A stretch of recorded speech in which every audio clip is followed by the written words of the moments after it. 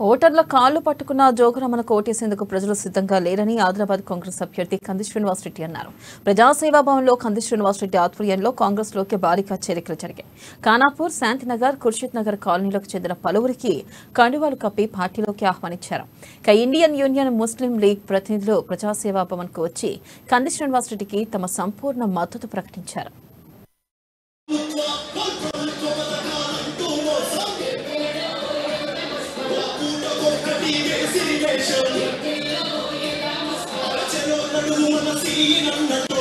మీరందరూ మీ ఊర్లలో ఇక్కడికి చాలా మంది పెద్దలు వచ్చిండ్రు. మీ వార్డులలో, మీ కాలనీలలో గట్టిగా నిలబడండి. జోగు రామన్న ఆరిపోతున్న దీపం. జోగు రామన్న మోకాళ్ళ మీద నడిచినా ప్రజలు ఓట్లేయేందుకు సిద్ధంగా లేరు. నాకే చెప్తున్నారు, ఊర్లకు పోతే మా ఊర్లో జోగు రామన్న ఓడిపోతే పోషవ తల్లికి బోనం ఎత్తమని మొక్కినమని చెప్తున్నారు. ఊర్లకు పోతే మీరందరూ కూడా గట్టిగా నిలబడండి. ఈ 15 రోజులు ఇంటింటికి ప్రచారం. ప్రతి ఒక్కరు కూడా గ్యారంటీ కార్డును తీసుకొని ఇంటింటికి ప్రచారం చేయాలి. చేస్తారా? అందరూ కూడా ప్రతి ఇళ్లలో ఈ గ్యారంటీ కార్డు, దీనికి ఒక దారం ఉన్నది. ఈ గ్యారంటీ కార్డుని ప్రతి ఒక్కరు మీ ఇంట్లో మొలకు కీలేకో లగాన అర్థమైంది, మొలకు తగిలించండి, దీన్ని తలిగేయండి. ఓకేనా? సో దీంట్లో 6 గ్యారంటీలు ఉన్నాయి. మీ సోనియా గాంధీ గారు ఇచ్చినటువంటి హామీలు. ఈ హామీలన్నింటినీ కూడా మీరు ప్రజలకు గడప గడపకి వెళ్ళి చెప్పండి. ఇంకొకటి ఏంటంటే, అన్నిటికంటే ముఖ్యంగా ఆదిలాబాద్లో బీజేపీ అనే పార్టీ చచ్చిపోయింది. బీజేపీ ఎక్కడ ఓట్లు వేసేందుకు సిద్ధంగా లేరు. పాయల్ శంకరే స్వయంగా ఫోన్లు చేసి చెప్తుండట, ఎవరెవరికి ఊర్లలో ఆయన దగ్గర ఉన్న తెలిసిన మందికి చెప్తుండట. ఏమని చెప్తుండు? మన ఓట్లన్నీ మనం ఎట్లా పాయల్ శంకర్ని అందరికి ఫోన్లు చేసి చెప్తుండట, హలో అన్న నేను పాయల్ శంకర్ని మాట్లాడుతున్నా, వాట్సాప్ కాల్ చేస్తుండట, ఫోన్ రికార్డింగ్ అవుతుందని. మన ఊర్లో ఉన్న ఓట్లన్నీ మన పువ్వు గుర్తు గెలుస్తలేదు, మనకు డిపాజిట్ కూడా వచ్చే పరిస్థితి లేదు, మనకు 10,000 ఓట్లు కూడా పడే పరిస్థితి లేదు. కాబట్టి మన ఓట్లన్నీ జోగురామన్న కారు గుర్తుకే గుద్దేమని చెప్తుండట సో పాయల్ శంకర్. అర్థమైందా? సో పాయల్ శంకర్ ముందే పారిపోయిండు. ఇక మనకేం పెద్ద ప్రాబ్లం లేదు. ఆదిలాబాద్ల పోటీ 2 పార్టీల మధ్యనే.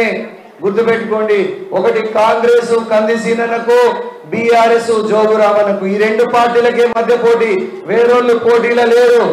ప్రతి ఒక్క ఓటు కూడా జోగురామన్నని వ్యతిరేకించే వాళ్ళు, జోగురామన్నని చిత్తుగా ఓడించాలనుకునే వాళ్ళు ప్రతి ఒక్కరిని కూడా చేతి గుర్తుకు కాంగ్రెస్ పార్టీకి ఓటేయమని చెప్పాలా? చెప్తారా అందరూ? ప్రతి ఒక్కరు చెప్పాలా? చేతి గుర్తు. एक शादी मुबारक पॉलिसी निकाले। शादी मुबारक के पैसे आने तक के एक आदमी से 40,000 रुपए इंटरेस्ट भरना पड़ रहा। ये शादी मुबारक पॉलिसी है। और डीएससी में 41 केसेस ओपन हुए, जिसके अंदर उर्दू मीडियम पढ़ने वालों के लिए दिए गए। उर्दू मीडियम सीटों के वास्ते 34 SC/ST को अलॉट कर दिए गए उर्दू मीडियम के। ये हाल है हमारे केसीआर साहब का। मुस्लिम मसाइल बता रहा हूं मैं तुमको, हमारे साथ क्या हो रहा। मुसलमानों जागो, जागने का वक्त है। कंडी श्रीनिवास के साथ में गुंडे बवाली लोगों को भेज दिया गया। श्रीनिवास को हराना हमारा मकसद है, ये बता रहे हैं लोगों से। आदिलाबाद बदलाव चाहता है, हमें बदलाव की जरूरत है। हम गुलामी बर्दाश्त नहीं करेंगे। बताओ तुम जो उर्दू मीडियम पढ़ा हुआ है उसके लिए वैकेंसी किसके लिए रहते हो? जो उर्दू पढ़ा उसको देना चाहिए ना। उसमें जनरल 3 दिए, जिसमें 2 लेडीज 1 जेंट्स। ये असेंबली में बैठ के फैसले करते। दूसरी बात, आज तक गाजा के ताल्लुक से, इजराइल के हमलों के ताल्लुक से प्रियंका गांधी, राहुल जी बार बोल रहे हैं कि बच्चे मासूम मारे जा रहे वहां, लेकिन हमारे सीएम के यहाँ चुनी नहीं थी। 6 मस्जिदों को गिरा दिया गया। एक मस्जिद पीवी नरसिम्हा राव के दौर में गिरी तो हर कोई बोलने लगा पीवी नरसिम्हा राव का हाल मैडम क्या करे। सोनिया गांधी आखिरी में धुतकार दिया, उसको टिकट नहीं दिए, और वो गिलाजत को हैदराबाद में लाके हमारे 100 करोड़ रुपए का स्टैचू बना के लगाए। और उसकी बेटी जनरल सिंह